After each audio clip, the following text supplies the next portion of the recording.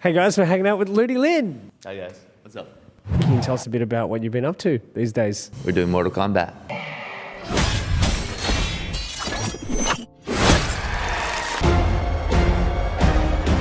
Out of all the movies that you've done, I mean, the blockbuster ones like Power Rangers, Aquaman, of course, Mortal Kombat, what's been your favorite? Oh man, it's like your kids. They're all different in very different ways. You know, there's those ones that are really tough, and at the time when you're going through it, when you're kind of like, I guess, raising it, it's a challenge. But afterwards, the rewards are immense. It's always different. It's like with your kids. Your first one's always very memorable. And I remember my very first student film when I was getting into it in Vancouver. It was something called Pious Son. I think it was English and Cantonese. And then my first big studio film, Power Rangers, that was very memorable. And especially because it was filmed in Vancouver where my mom lived, and then we were so tight knit. And it was kind of like, popped my cherry into the studio film industry. Can you tell us anything about Mortal Kombat? I can only say that I'm blessed to be working on this. I was sitting there working with the director and looking around at my castmates, and all of a sudden I just felt, man, I truly don't even care if this film turns out to be good. Just the process of working through Mortal Kombat and the feedback and the encouragement from the fans, and also especially working with Simon, our director, it's become such a great experience for me to step into the shoes of Liu Kang and to work with such an open director and having him place authenticity as one of the priorities of the film. And in this film, I walk up on set. There's a really weird feeling because usually I walk up on set and it's that token Asian feeling. You know, there can only be one, the Highlander Asian feeling. But on this film, we have Louis Tan, we have Jotas Lim, we have Asano-san, we have Hiro Sanada. Like, you walk up and you're like, okay, this is a world film. You know. Also, we have Aussies on the film. We have African Australians, African Americans. We have just everything, and everyone is so excited to do action. And I think action sometimes, you know, Mortal Kombat, it's a fighting game, right? And the thing about Mortal Kombat is that it's always a little bit over the top, a little bit more out of this world, right? It's like the first time, everyone remembers the first time they did a fatality by accident, and you're like, whoa, whoa, whoa, whoa, whoa, they can't do that. It's like always going just to pushing it a little bit further, right? And this film's gonna be action-packed.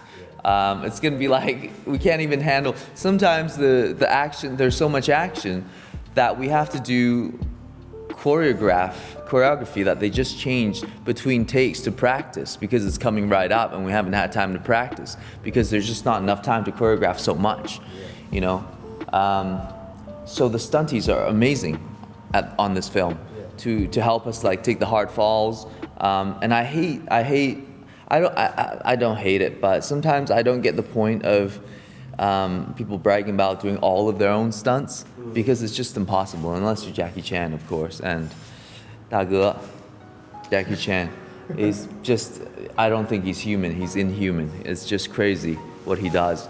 But it's just really hard to make a film insurance-wise and injury-wise to do everything yourself.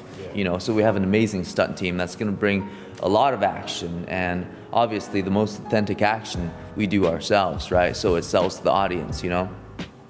And our director is just so bang on capturing that realism, and he hates blue screens, so everything needs to be like analog, and the film is more than just a tournament fight film. It's so musical and it's so sublime, and it goes into, it's you know Mortal Kombat has lasted 11 games. So it's a universe now. That's what he's trying to build, is more than just a one-shot action game where you get a quick hype and a little orgasmic fatality. But you get to tap into the worlds of the Outworld, of like Sub-Zero, of Earthrealm, of Mongolia, China, where Raiden's temple is, of the Netherworld and what's going on with that, of the history of Mortal Kombat, of the lore of Mortal Kombat. It's all out there. Some of it's fan fiction. Some of it is like so ingrained in the fan fiction that it's become Mortal Kombat lore. You know, so it's expansive and it's action-packed, and it's been an absolute pleasure in working on such an authentic, open-minded, and just a cool set. What would you say has been one of the biggest challenges about being in Hollywood, and how did you overcome it? I don't know if I've overcome it. I think the biggest challenge is just the challenge of being in Hollywood, just the challenge of dealing with the industry, and the challenge of finding new challenges to overcome. And there's constant challenges. There's never an end to them. And that's just life. Could you give us an example of one of those challenges that you would face in Hollywood? I mean, it's an interesting career to choose, right? Acting in general. And because we basically have to prove that we can do our job almost every single day. So, for example, if you're a chef, you don't need to prove every single day that you can cook again. You know, you get hired and then you can cook, and you're a chef. That's it. But each time, you have to prove that you can act in an audition. And then more often than not, people tell you can't act because you don't get the job. And that's how you can perceive it, but it's not really the truth.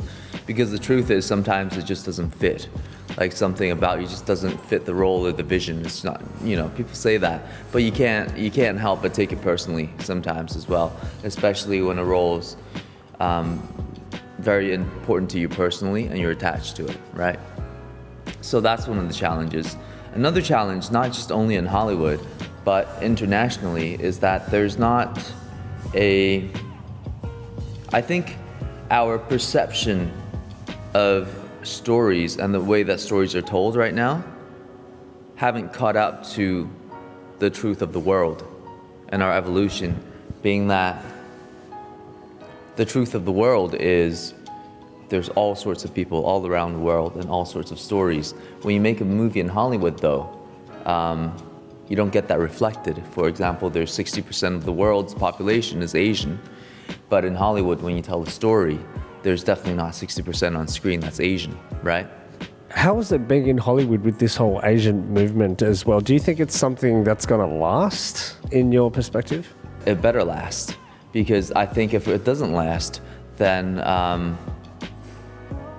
not to be dramatic, but if it doesn't last, I think the human race is going to go extinct. Because if it doesn't last, that means there's no bridge between the cultures between East and West. You know, Asian Americans are the perfect bridge in Hollywood culture. And why I say Asian Americans specifically is because Hollywood has done such a great job at making movies that transfer. It's infectious. It goes all over the world, American pop culture, right? We all follow it. The great directors in Hollywood, the great stories, the great 100 greatest movies on IMDb. Everyone knows that all over the world, right? Everyone knows The Simpsons. Everyone knows Family Guy. Everyone knows Star Wars. You know, everyone knows the Marvels. Everyone knows everything, right? So it's become such a good cultural weapon, almost. So, and then you have this rising power in the East, and a lot, not just China, but a lot of other states are developing. But if those cultures don't transfer, then if they can't talk, then that's why we have these trade wars and people don't communicate. But that's it. It just has to last. It just has to last. So obviously you've auditioned for so many different things. Was there a role that you really wanted, but you didn't end up getting, but you kind of wish you got? Yeah, I think there's a lot of those roles. And especially this one that I hadn't even realized I wanted it that bad. And I think in the end, the best suited person always gets a role, right? But there's this one role where my agent calls me, and usually the Hollywood lingo is they decided to go with a different direction, or it didn't go our way this time, right? And you don't know, or like sometimes it's like they think you're too good looking for this role, and you're just like, oh man, come on. God, good thing you're calling me to say that. If you said that to my face, I would have called you out on a bad poker face, right? But yeah, when he told me, oh, I'm sorry, I think they just went with a different direction this time. We don't know what it is. Everyone loves you. They think you're great, but blah, blah, blah. And when I heard that, I just went, oh. And I groaned. And I never do that on the phone with him. And that wasn't voluntary. That was involuntary. And I just went, oh, like someone had stabbed me, like it hurt. And he goes, oh, wow, you really wanted this, huh? I got a great team, and they support me, and they understand me really well. So, yeah. But through that, I learned that there's a lot of disappointment in, through that I learned that there's a lot of value in disappointment, and that's life. I think, the thing about the most important thing in life is happiness is not really true for me. I think the most important thing about life is just the process of being happy, of being sad, of being disappointed, of going through tragedies, hurts, and also building on successes. Is that project something you can talk about? Can you tell us? Nah, it's not. I feel like I know what it is, though. Do you? Oh, yeah. Okay, well. Because... We'll leave that a mystery. Okay. Well, there's definitely something that everyone kind of thought that was you on the internet. People are like, oh, it's got to be that guy. And I totally was like, oh, it has to be that guy. I mean, like, he's that guy. So who knows? Who knows? Still hurts. Well, Ludi, also, I was reading the news this morning, and there's a new rumor going around that you might be playing Goku for the Disney live action. I mean... Look, gosh, what can I say? I like I said, the internet has all sorts of things. And you know what? The truth is very important to me. I don't know if there is such a thing as facts, but the truth is very important to me. So the truth is this. I grew up, Dragon Ball was the first manga comic book I touched, right? So it's amazing. It's like it holds a special place in my heart. But I didn't even know they were making a movie. I didn't even know if they were making another live action movie. I mean, they kind of wrecked the first one for the fans. So if they make another one, I just hope they make it good, I just hope that they put a lot of work into it, ask a lot of people about what they think it should look like, listen to the fans, because the fans know. Well, Ludi, finally, quick tip for anyone that wants to pursue a career like you. What would you say to them? Yeah, I get this question a lot, man, and I'm trying to figure it out myself too. I know it's difficult. I know it's hard. Sometimes I know it sucks. So I figured it out. It's that you really have to love the way you suck. All right, no, truly, if you can do that, if you can love the way you suck, then you can really get ahead in this industry. Because let me tell you, it's gonna suck. A lot of times it's gonna suck and you feel like you absolutely bombed and everything sucks. And I know it's a weird, uncomfortable feeling, but it's a feeling, it's an interesting feeling. So if you can love that feeling, then I guarantee you the next time you'll get better, you'll suck a little bit less. So, you'll love that even more, right? If you can love that, sucking as a baseline, then you'll love the next step a little bit more. And the other thing is just integrity and truth. Find a good team around you that'll tell you straight up the truth, and always demand the truth from people and find the truth within yourself. And even if you don't get there, you'll know that you lived, a worthy life. Would you let your kids be an actor? Yeah, definitely. Okay. It's so important. Yep. Yeah, definitely. If they're not actors, all kids are actors. People also ask me a lot of times, like, how I started acting.